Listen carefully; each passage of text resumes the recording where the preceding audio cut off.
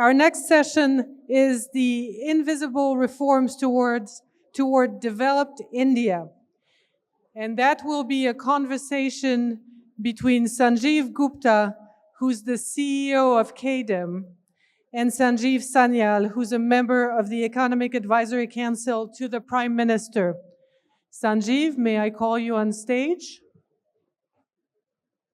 And Sanjeev, may I call you on stage too? Thank you.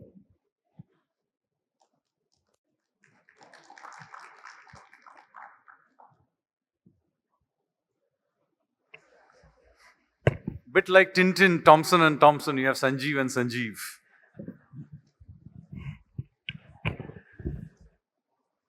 Well, good afternoon, good morning, or sure, not good evening. A lot of things to go across. Thank you so much for this event here. And I'm very, very happy to have the most prominent person in our system, in the government. Ladies and gentlemen, give a hand applause for Mr. Sanjeev Sanyal with us. Well, Mr. Sanjeev Sanyal, as Yale was talking about, he is the member of the Prime Minister's Narendra Modi ji's Economic Advisory Council since 2022. And he is with the rank of Secretary in the Government of India. He is also the Chancellor of Gokhale Institute of Politics and Economics in Pune. He was earlier the Principal Economic Advisor to the Finance Minister for the 5 years till 2022. He has also represented India on many international forums such as OECD, G7, co-chair of G20, and etc. Since joining the government before 2017, Sanjeev Sanyal was given the KPS Menon Memorial Award for 2023 for his public service. The award is named after the India's first foreign secretary. Prior to joining the government, he spent 2 decades as the chief economist for South and Southeast Asia, and later as the global strategist and managing director of the Deutsche Bank. An alumnus of my own university, where I passed out, University of Delhi, but a Sri Ram College of Commerce. Mr. Sanyal later attended Oxford University as a Rhodes Scholar. He was awarded as the Eisenhower Fellowship in 2007 for his work on urban systems. In 2010, he was named as Young Global Leader by the World Economic Forum in Davos. Thank you. He has been a visiting professor for many universities across India, across the world, Oxford, Royal Geographical Society, and etc. The other thing, beauty, which I noticed is that he is an author of great books that he has written, like The Revolutionaries, Land of Seven Rivers, The Ocean of Churn, India and the Age of Ideas. And his writings have received many awards, including Kalinga Books Award in 2023, the Art Carrot Award 2018, Scotch Award for Economics 2023, and so on.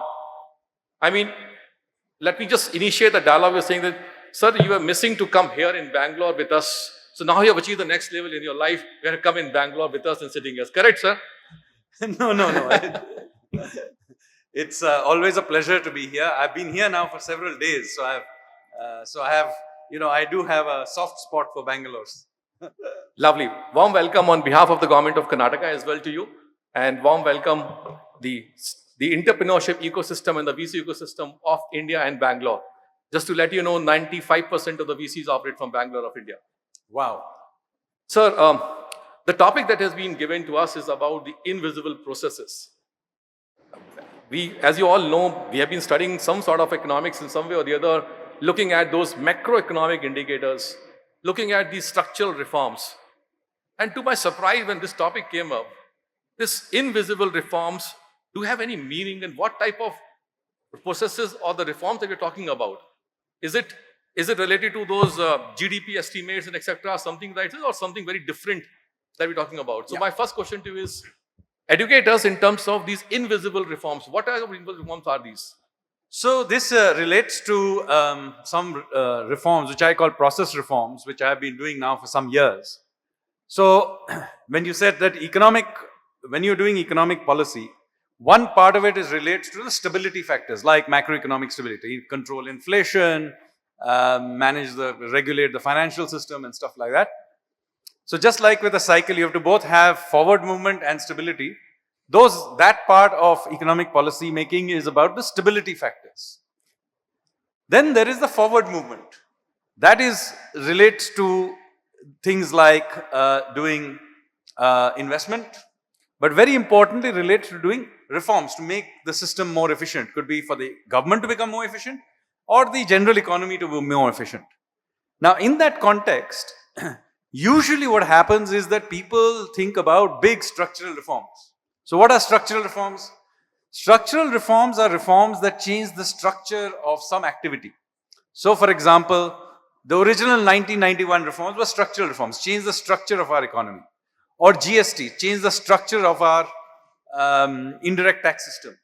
Or inflation targeting system, change the structure of monetary policy. The Insolvency and Bankruptcy Code, change the structure of creative destruction. The problem is that because everybody focuses on these big headline reforms, they miss the fact that most of the problems that most people here in the audience, not just in your business, but even in private life, will face is actually rule number 73, subsection E, some clause, 3 words that actually make your life hell. So, I got into this business of looking at reforms of these things. Now, thanks to Doge, it has now, government efficiency has become somewhat of a cool thing to discuss. But the point here is getting into these nuts and bolts reforms, doing all these really small, often thankless reforms is what I have been now doing for some years with some success. Our approach is somewhat different from the Doge approach, which is much more blitzkrieg.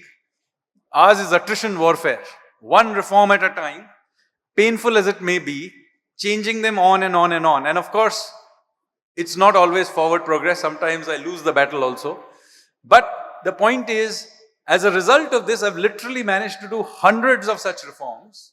Oh. And people outside that little space, even those in that space may very often not realize how it gets done.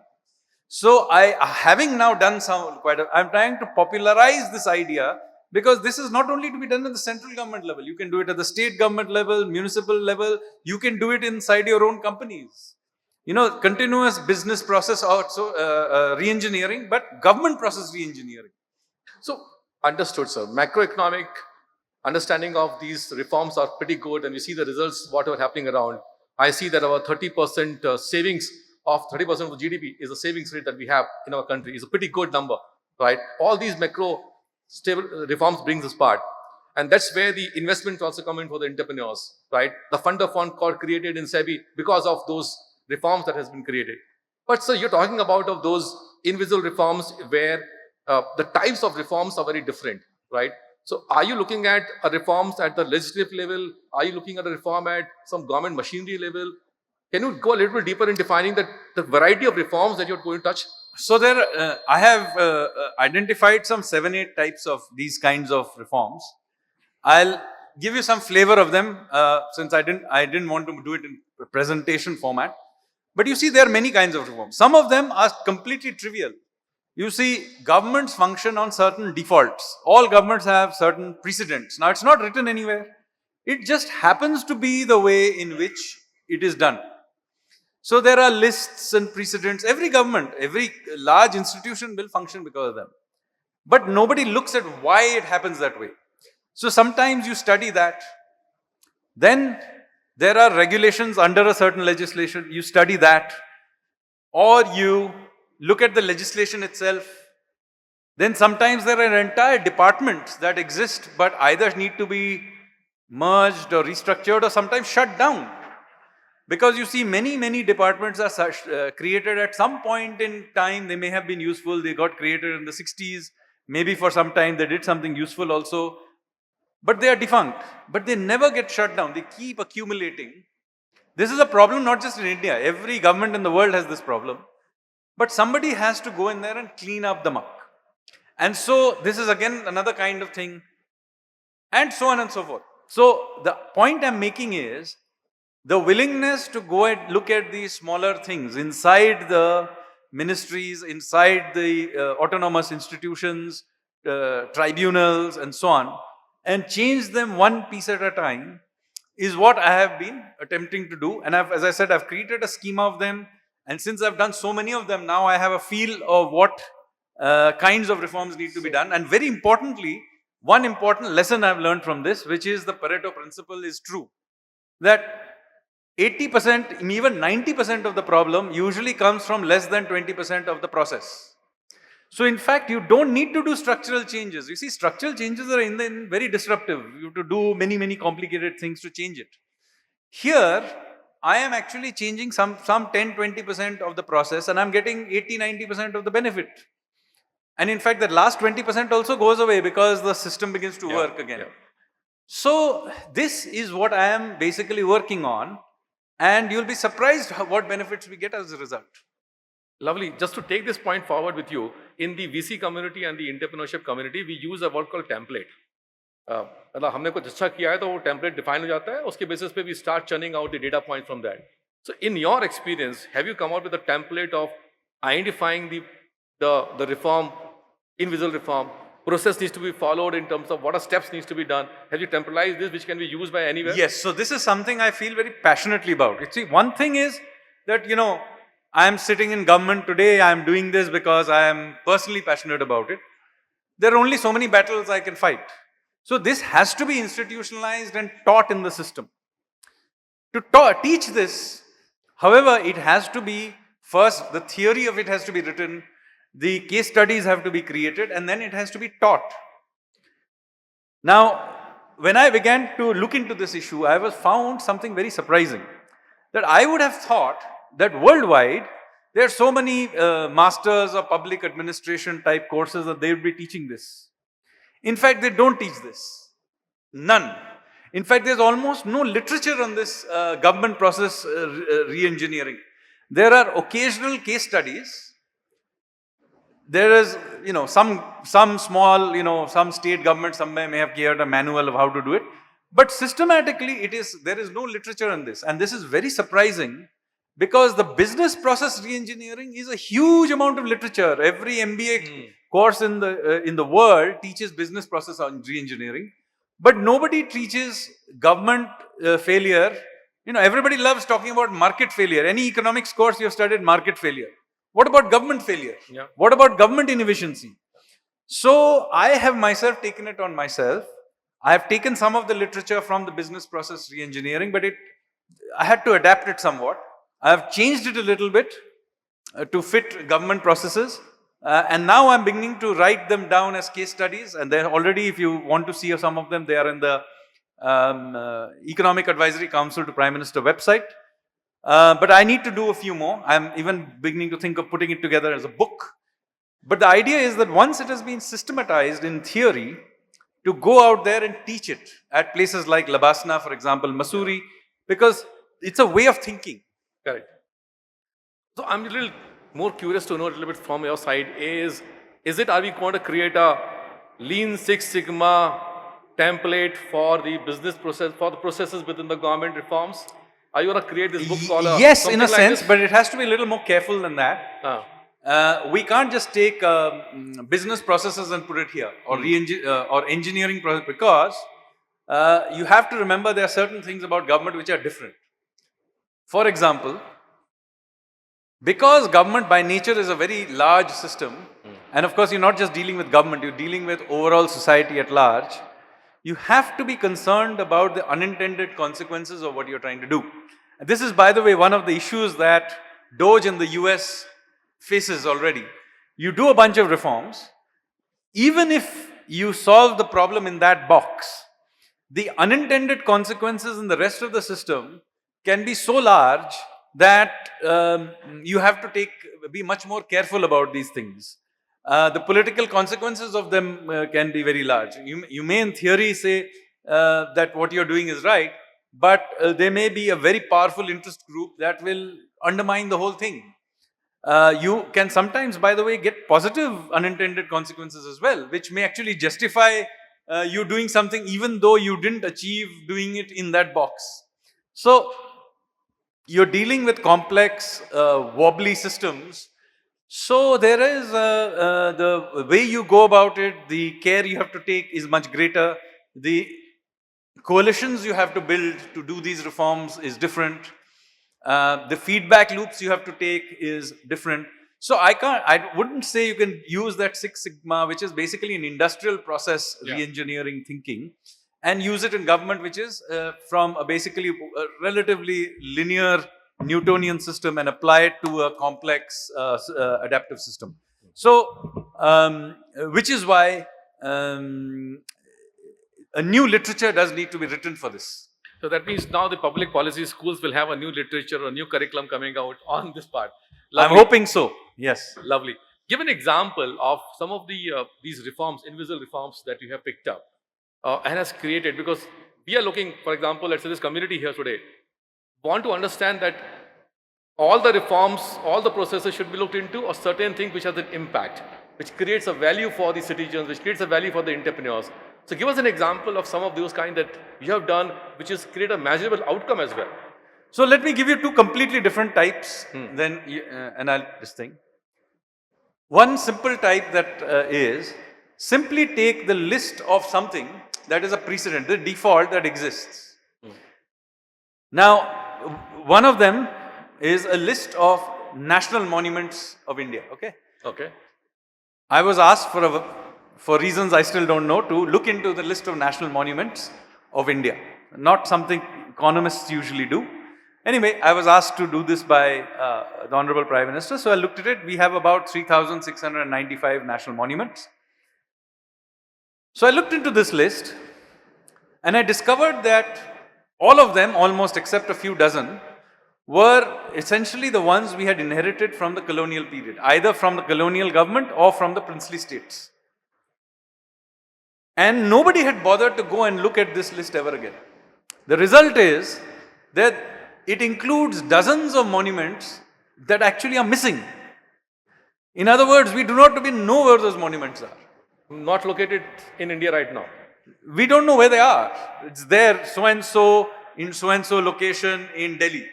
You go to that location today, there's a mall. So, nobody knows where they are. Okay? Now think about this, these are national monuments. Yeah. Then there are literally dozens, if not hundreds of monuments that shouldn't be national monuments. Like, for example, colonial era graves. Now, why on earth are they in the national monument? And I'm not talking about some very nice, big monument that should be preserved for architecture. This is some PWD engineer who was killed in Nagaland, his grave, which is smaller than this stage. That's also in the national monument. And remember, in each case, the same rules that apply to the Taj Mahal apply to this. Oh.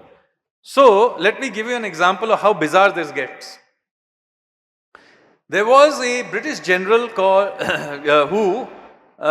called John Nicholson, who was the person who had sacked Delhi after the 1858 revolt. The first revolution. Yeah, he had carried out a massacre. He was considered an extremist even by the standards of his time. So the then British government very gratefully set up a statue to him in front of Kashmiri Gate in Delhi. And so when we became independent, we received this statue as a national monument. Now, as I told you, all the rules that apply to the Taj Mahal apply to this as well, which means that for 300 yards around this monument, i.e. his statue, you have to go to the Archaeological Survey of India to get permission, even if you want to make a change inside your house. So imagine the amount of harassment and rent seeking and other things that happen as a result. But that's not where the story gets really weird. The weird part is, in 1958, the government of Northern Ireland wrote to the Indian government saying that the village from which this John Nicholson comes from wants his statue to put it there, because presumably you no longer have a use for a statue. So the Indian government of that time wrapped up his statue, sent it to Northern Ireland, where it stands today in the middle of his village. But we did not denotify his statue as a national monument. So the empty spot on which it used to stand continued to be a national monument. And all the rules that apply to a national monument in Kashmiri Gate, which, as you know, is one of the most densely populated places in Delhi, continued to be controlled by the Archaeological Survey of India. Wow. Think about this. Wow. And so this continued till I discovered it 2 years ago. You'll be pleased to hear that last July, finally we got it denotified. And in fact, just to let the audience know, the place that he's talking about is the heart of the old city of Delhi. Yes. Right? And it's like highly commercial place. Which Yes, he's talking so about. you can imagine, so the local officers of the Archaeological Survey of India were very annoyed with me that I had discovered this. Lovely Because work, sir. effectively they were kings of that little area. Yeah. So, like, this is just one list. Now I have now identified 80 monuments that need to be included. By the way, this is not the only problem. There are 80 important monuments that should be national monuments that I'm now trying to incorporate. And I'm trying to get rid of about 120 odd monuments that shouldn't be monuments. So, both of these are being attempted right now, and over the next year or two, we will notify them one by one. So, the reason I'm telling you this is that it is the simplest of reforms. By the way, this is not a political issue. Nobody other than some local archaeological survey officials are objecting to this. And yet nobody bothered to do it for 77 years after independence. Great. I think this is a new rule book which is coming out from the government side to look at those reforms, process reforms. One, for this audience especially, one question comes to my mind. This is great, the monument list, etc. And there are multiple other areas of scope of the work.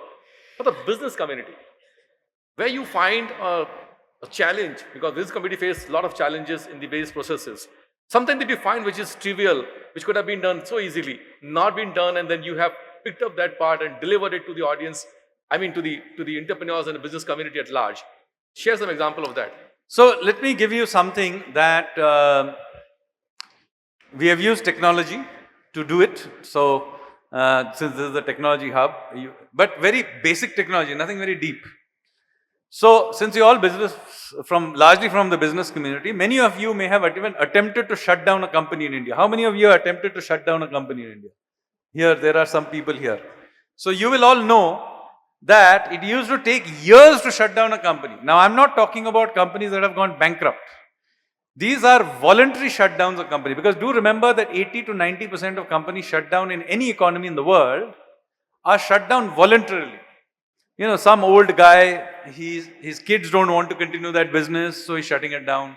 Some special purpose vehicle needs to be shut down because its purpose has come to the end. Now, nobody is objecting to shutting it down. And yet, you have to keep it going. And by the way, if you keep it going, you have to do all the statutory things that you have to do for keeping the company going. It's a very painful thing to do. So, about 3 years ago, I looked into the matter and I discovered the following thing. Now, there are two ways of shutting it down. One is through IBC, which is for very large companies. I'm going to ignore it for this presentation. The other one is through the company law. So, that process used to take long time, because first of all, you had to get large numbers of no objection certificates, NOCs, from many departments, tax, labor, etc. After you had got all these NOCs, and you had to get them in some sequence for some reason, you couldn't get them parallelly. Then you had to go to the registrar of companies. When you went to the registrar of companies, his job was to put it up as an advertisement, so that nobody could, if anybody had an objection, they could raise it, and at the end of it, you could shut it down.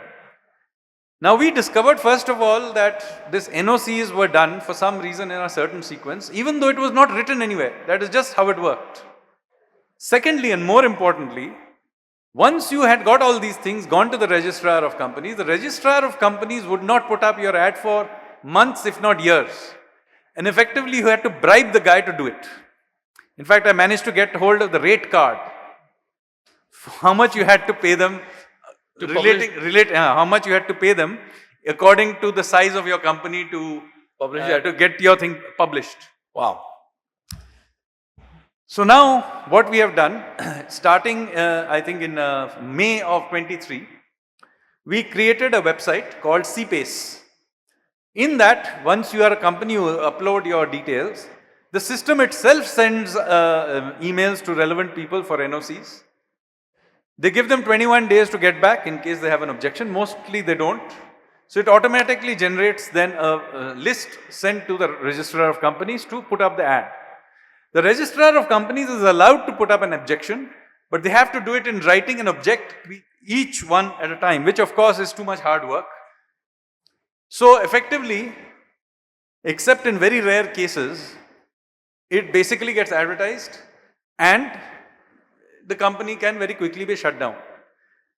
The data for this now, we have 2 years worth of data almost for this, suggests the following. What used to take about 500 days for shutting down a company voluntarily, now takes 60 days. Wow. It is the fastest in the world. It's fastest than the next fastest, which is Singapore. Lovely. And I think these are the things which we do not know as an entrepreneurs or a business community. And secondly, when we go outside India and we talk to the investors and say, look, why don't you come down here and invest? They say, no, the setting of the organization is so difficult. Forget that part, the exiting of the So organization. here also, exiting we have solved. Yeah. Now, we had solved 10 years ago the setting up the problem. But over time, many things have accumulated again. So I have asked somebody who is sitting in this audience to please map out for me the process of setting up a startup. I will again relook at it, same 80-20 rule. Most of the time is wasted in 2-3 points in the system. GST setting up, getting a name, etc. Right. So I know where they are, but I want some feedback. Please help this cause. And the idea then is, once I have a good idea where the blockages are, I'm not going to spend my time solving the whole thing. I just have to solve those 2-3 points. And once you do that, the system suddenly begins working harder.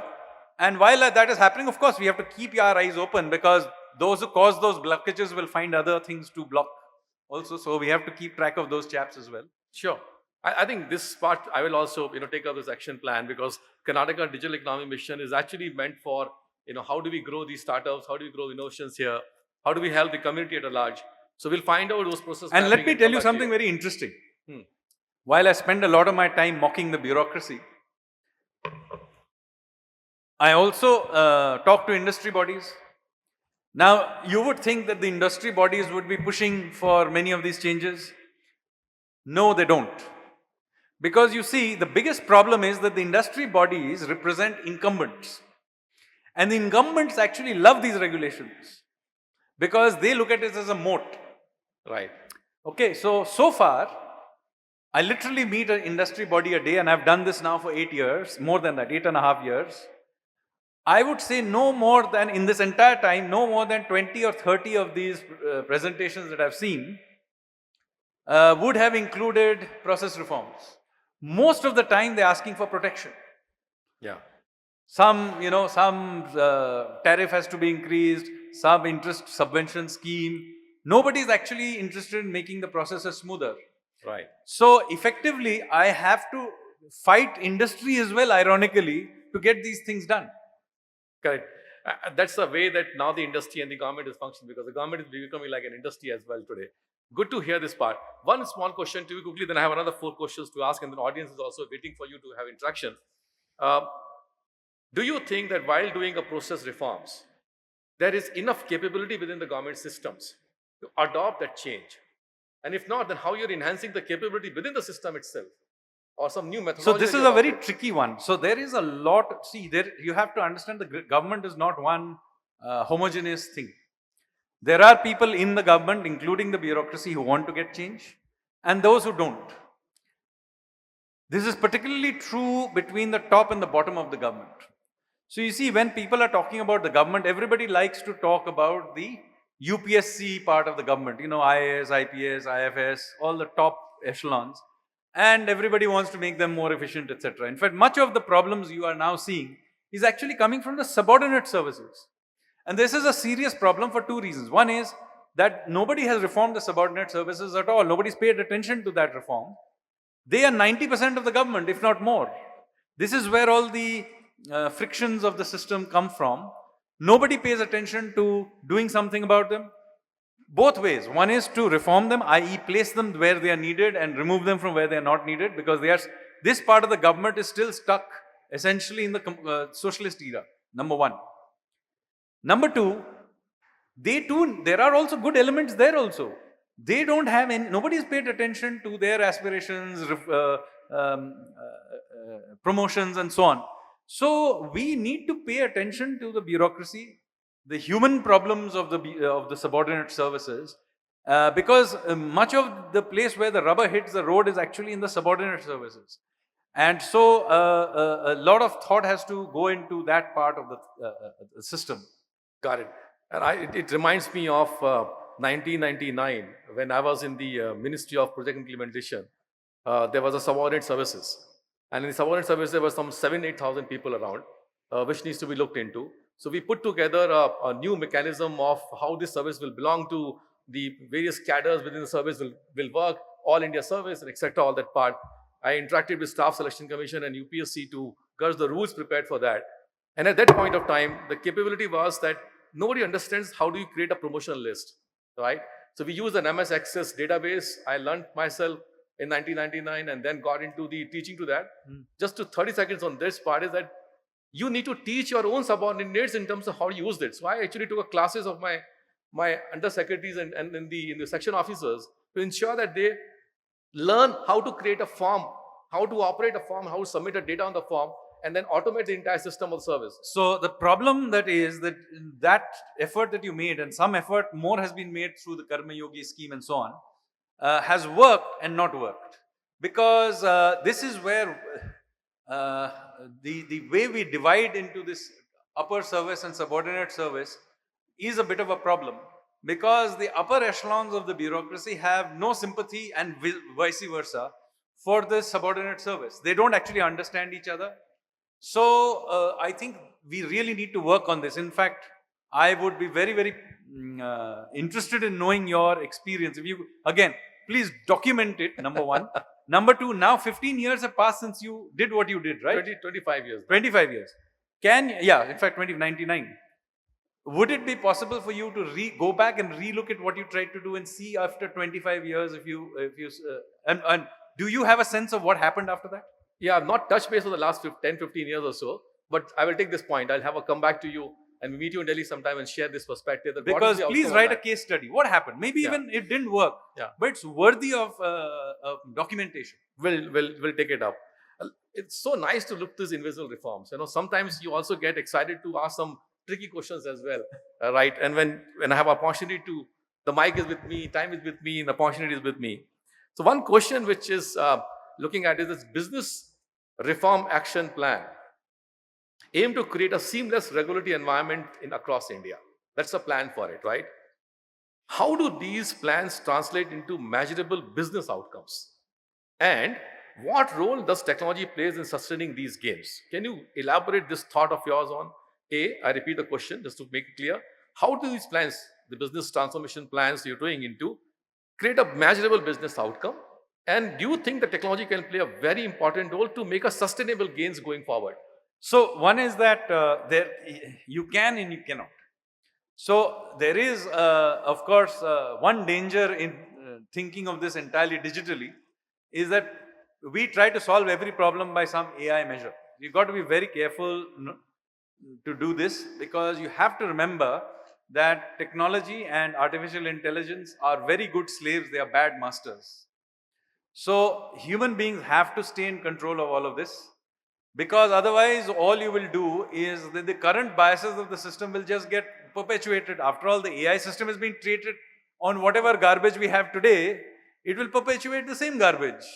It cannot deal with, and we are living in an evolving world, we will always be backward looking. So it is very important that, and this is particularly true, I'm saying this in Bangalore with full responsibility, because while I love coming to Bangalore, let me also tell you the flaw of Bangalore's thinking process. It tends to think of every solution as a technology solvable problem. It is not. So there is a tool that you can use, it is a tool. That tool ultimately reflects the views and biases and thinking of those who are using it, or of the data that is being put into it.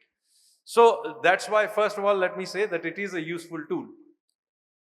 Having said that, there are indeed myriad different places where you can use artificial intelligence to dramatically smoothen things. Now, let me give you one example where I have personally failed to make a certain dent, but eventually we need to use technology to solve it, which is our judicial system. Okay. Now, a judicial system thinks that every problem is some great constitutional problem. It is not. Most cases are trivial cases. Okay? You and I have a dispute over our garden hedge. You think it should be 3 feet, I think it should be 2 feet. Nobody can mediate, we go to court. Most cases are nonsense like this. Now, this can easily be outsourced to a significant extent to artificial intelligence. The judgments can be written by artificial intelligence. In fact, our judiciary claims that they go on these long vacations in order to be able to write judgments. That's their claim. They don't need to do it. It can be done by perplexity immediately. I mean, once in a while there'll be some great constitutional issue, but most of the time, why do you need to write long judgments in Victorian English? You don't. Yeah. And you can write a short thing without the use of the word whereas in every third line. Yeah. Yeah, that's basically what goes on. If you like the word whereas also, you can train that, write it out and then add randomly whereas everywhere. If you think that makes it legalese. Okay, now that is an area where I would love to see artificial intelligence to go in. As I said, most cases are utterly run of the mill. And in those areas, legal system can be made to work dramatically faster using technology. I think Ralph is sitting in front of me. There are certain cases that you've seen from US law circle as well, right? Which can be looked into from some way or the other in India as well. In fact, in my own cluster, which is a Mangalore, which is a tier 2 town, sir, we have a company called Unicode, which is employing more than 750 people plus right now and serving all the legal firms of US. Basically giving the insights of all judgment which has been done so far by the US court and federal and the state courts. And these legal firms are using this technology and AI platform now to quickly get into the job of arguments. So your problem will be that when this is applied in India, they will behave exactly in the way that the big farmers behaved when you tried to do farm law. Small 1% of the legal profession which benefits from the current system will block the whole system. They will blockade the roads of Delhi, sit in dharna and try to stop it. Yeah, and we need champions. And they will come in their fancy cars, sit in dharna in the middle of Delhi and not even on the edges. In their case, they will come to the middle of Delhi and disrupt things. So we need champions like you also for these type of reforms to come in, maybe handled by the technology. So the second question, right? On 2025 record pre-monsoon rainfall in 125 years in Karnataka. Even the weather seems to be breaking the records now, right? As we navigate these unprecedented times, from record rainfall to new tariff wars, right? How do you see these process reforms helps government system adopt to these new surprises? And what do you think that entrepreneurs should look at those reforms from your side, or maybe something which can be done that can be useful for the entrepreneur? Because these reforms, these sudden changes, is actually creating a havoc for the entrepreneurs. So the very important thing is that we need to simply be more flexible. The world is always an evolving place. So by the way, I don't think we live in particularly difficult times. Every generation thinks that they are unique and they live in particularly turbulent times. In fact, the world is always turbulent. Okay. If I went back a decade ago, there was the financial crisis. If you went back a decade before that, you will find that we had, dot-com bubble burst, Asian crisis. You go back a decade before that, the Soviet Union collapsed. We had an economic crisis. So, the world is always in turbulence. The periods of stability, in fact, are the unique periods of history, and you cannot predict when they will turn up. So, in fact, they too are uncertain. So, the world is always uncertain. In fact, the world as we have it now is nothing uncertain compared to, say, my grandfather's generation, who faced 2 world wars and independence, the Great Depression and so on. So, compared to his life, I am facing nothing. So, the point I'm making is that flexibility and adaptation are very, very important part of how we think about governments. We spend way too much time in governments, but also even in business life or society, trying to create the ideal, some perfect system. There is no such thing. Everything is contextual. So do not allow perfect to be the enemy of the good. In fact, of the very good. Systems have to be continuously adapted. We need to have no great emotional attachment to a system just because some great person from the past said something. In fact, this is a very big problem around the world. This is a problem, but in India this is a serious problem, because you see we have this thing that if we cannot make an argument from first principles, we always quote authority. Yes. Once we have lost an argument, we'll say, oh, but Gandhiji said something or Ambedkar said something. So what if he said so? It's contextual to his time.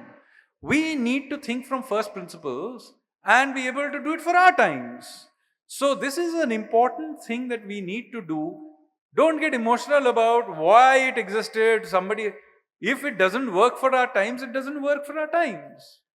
Yeah. And by the way, we should also be clear that our children may think that what we created is stupid and may want to change it as well, which is perfectly fine. Yep.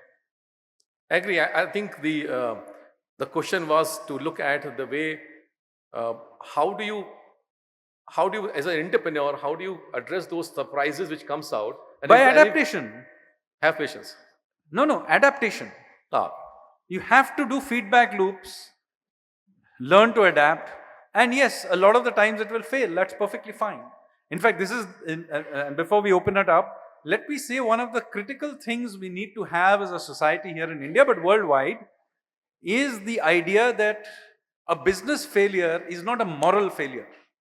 It just means that you tried something and took a risk, and the nature of risk taking is that some of it will go wrong.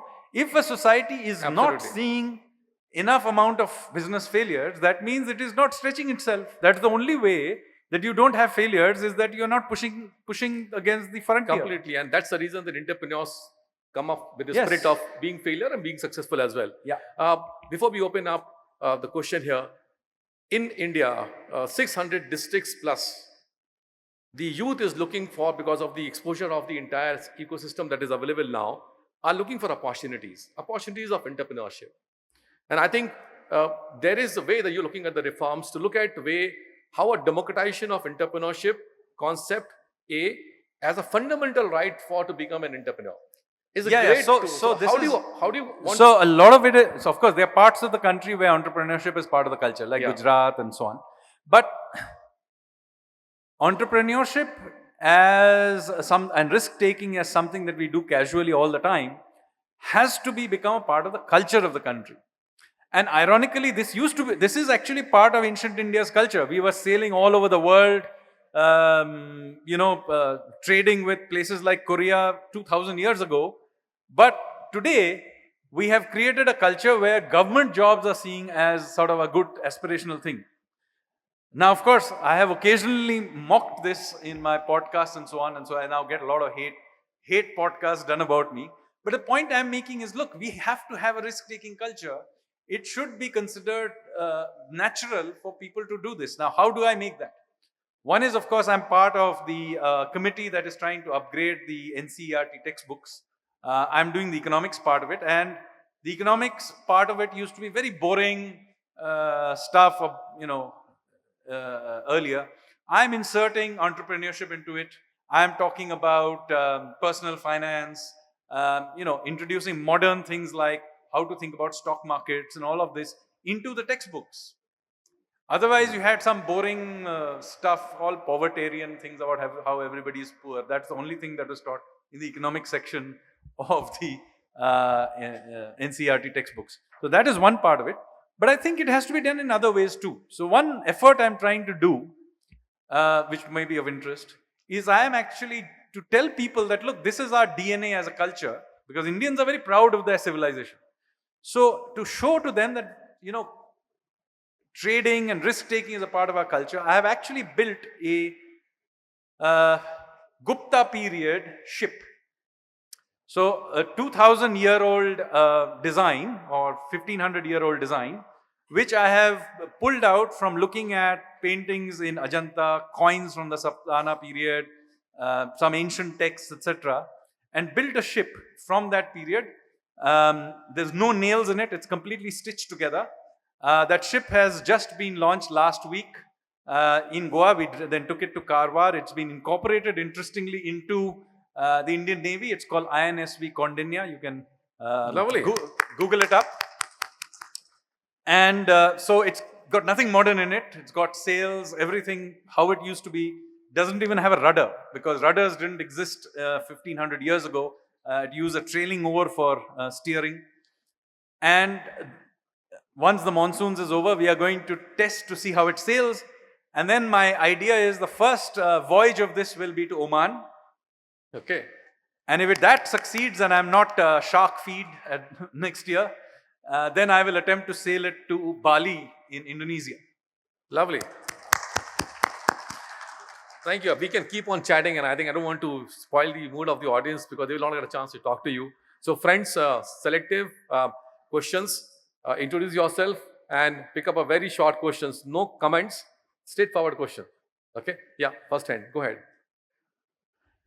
Yeah, give him a mic, please. Hi, my name is Anish. Yeah, I know that. Yourself made a statement on concern with institutionalization, right, in terms of these invisible reforms, etc. And I, for a long time, have been thinking about the Doge model. I was very excited about it when it was announced. Now, of course, nobody is excited about it because of its short-lived nature. How do you institutionalize something like this? Because you're driving it personally right now, right, which is not institutional.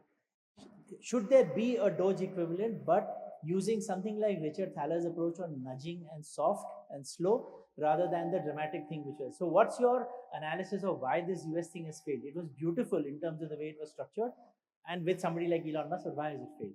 And what's the learning for us? So, first of all, I don't think it's entirely failed. They did manage to do a bunch of amazing things. I mean, shutting down US aid is quite incredible. I am a big advocate of shutting it down for years, but I would never have imagined that rather than reform it, they'll shut it down. Fantastic. So, it's not that they haven't achieved, but as I said, even at that time, if you go back and look at my talk, that all blitzkrieg type approaches will ultimately run out of juice because you will, one, build up too much resistance. Two, which is less understood, is you will have too many unintended consequences. So when you shut down, US aid shutting down, I don't think has any bad unintended consequences, mostly good. But inside the system, when you begin to shut down departments, okay? Now suppose you simply shut down an entire department, that department may be doing 20% things that were good. Okay, now when you shut it down all of a sudden, that 20% also shuts down. Now this, in a private company, you may say, okay, I'll take it in the chin and carry on. That's what he did in Twitter. But in a government, what happens is that suddenly you will discover,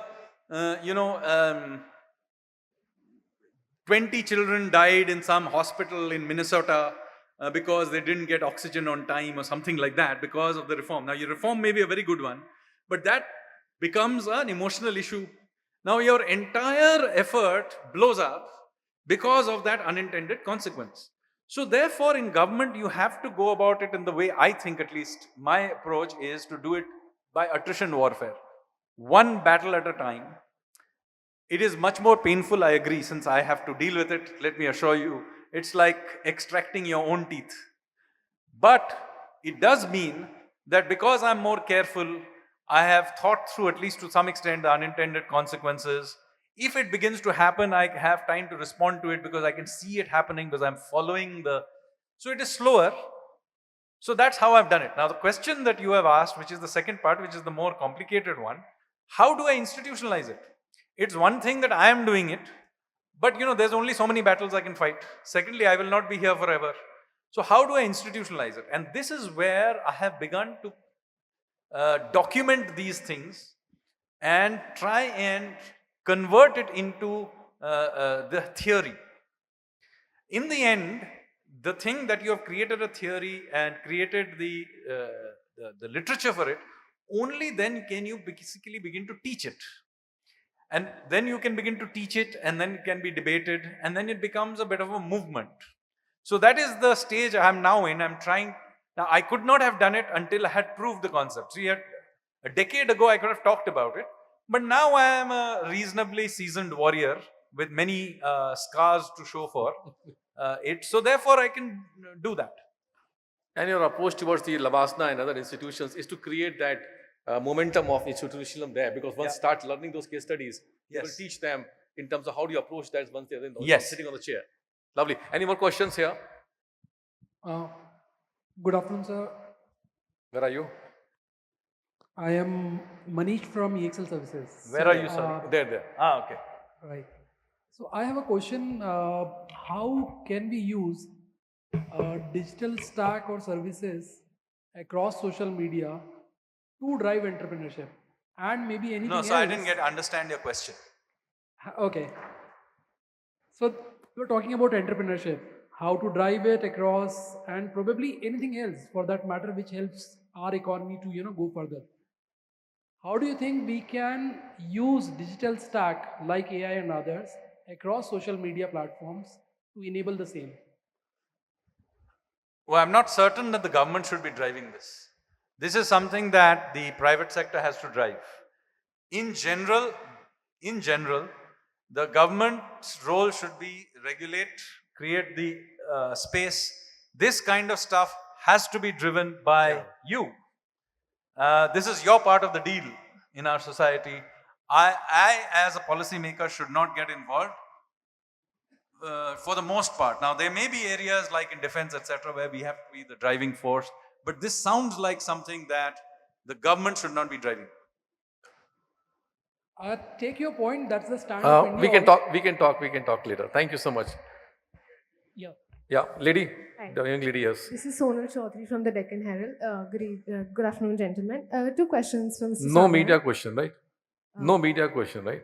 Is a I push. look a little beyond entrepreneurship. Please come on. Okay. If It's he's not okay. every day that I get a chance to chat with Mr. Sanyal. So, two things. First, we've had a recent report on the income inequality, and no better person than you to answer this. This is not related to our today's topic. Correct. Questions are fine, but it has to be to today's topic. I mean, I'm going to ask if you... No, not a few. Ask a question related to today's topic. So we are looking at we are not in a press briefing. This is a conference with a certain agenda. my questions are on equality and GDP, so other than that... No, this will not work. All in right. this No yeah, worries. sorry. Yeah. You have to retain certain discipline. I agree with you. Yes. Yeah. I'm Atul. I work as an innovation manager at Swissnex in India. What do you see as the biggest opportunity for startups or the founders from India for the next coming years? That is something you should ask Mohandas Pai, not me. In fact, I am somewhat skeptical of government officials standing on stage and telling people what opportunity they will have, because if they knew, they shouldn't be sitting here on the stage as government officials. No, I would also be Elon Musk if I knew. And if I knew what the opportunity, why would I tell you? I would be doing it myself. So I know many government officials come on stage and lecture everybody what is the opportunities. I am strictly against this. In fact, the previous person also has said this. Government's job is not to do this. There may be certain geostrategic areas where we want you to focus related to defense. Right now, another area that we are pushing for is ships and shipbuilding, because these are strategic areas and we do want you to come in there. But other than that, I think government should not be telling the entrepreneurs and risk takers of this country what they should be thinking. You need to be at the cutting edge. In fact, this is part of the culture change we need to have. Yeah. That why is it that you expect government officials to know? We don't know. If I knew, I would be doing it. The reason I'm in the government is because I don't know. You see, the guys who can be Tendulkar should be Tendulkar. I am the referee, I am the umpire. Yeah. Point taken. Yeah. Now, last question.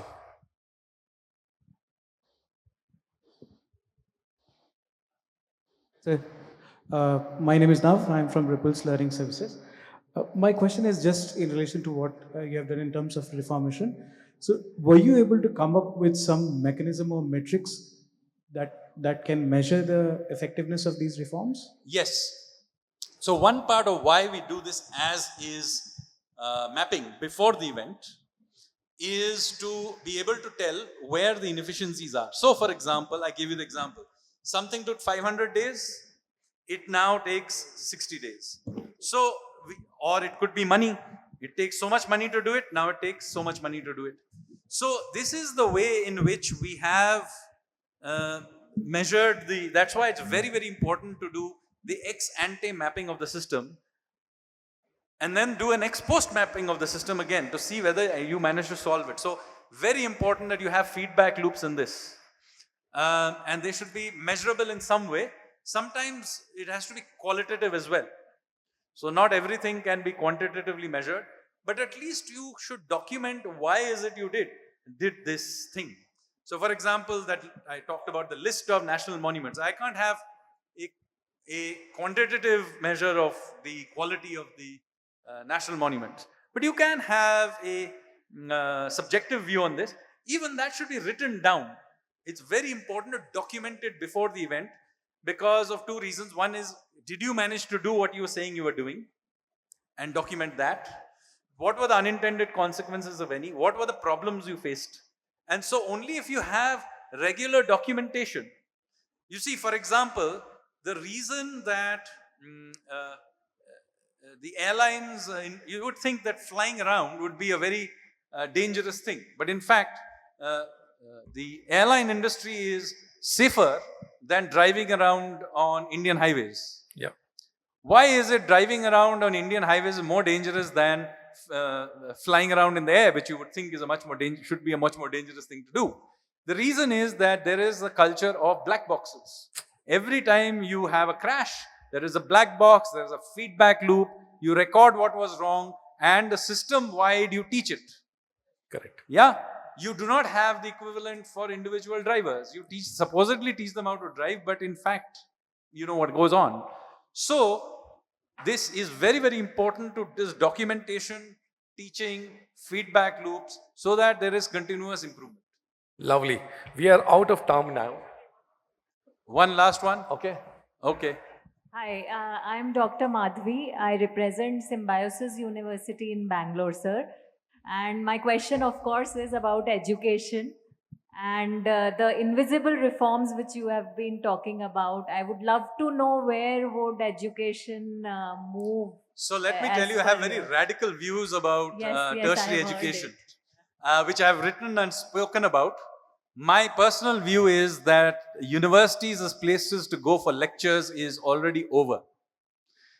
Artificial intelligence, and between artificial intelligence and YouTube, lectures are day before yesterday's technology. Universities giving regular lectures should just shut down. What should universities therefore do? Yeah. Universities should, one, be places, hubs for doing research and innovation, being at the cutting edge of knowledge. Yeah. They should be places for testing people of that knowledge. The teaching part of it should actually be basically outsourced. Yeah. Classrooms, now that allows you to unbundle, by the way, all of this is about tertiary education. Primary education is a different game. That allows you to unbundle tertiary education in very radical ways. This whole idea that we all need to go to university for 3-4 years, spend time there, and therefore imbibe, go through lectures. Why do we need to do that? Do your lectures at home, come back. This is where you do, maybe you do projects, you actually try to do, or you unbundle it to be in apprenticeships. Let people work. This idea that people have to spend 18 to 22 in a university is ridiculous. They should be working. They can do their classes at home on YouTube or AI. And then you create workshops, etc., where they can come, interact with each other. You create testing systems to test whether their knowledge base is growing. Interaction systems, which can be online sometimes, offline sometimes. But basically, the way tertiary education is set up is still stuck in the 19th century. Yeah. And I don't see why on earth we are stuck in the 19th century when we have reached, we are now entering into the second decade of the second quarter of the 21st century. We are still giving out knowledge as if it's 19th century. So this will allow us, by the way, to do something very important for India.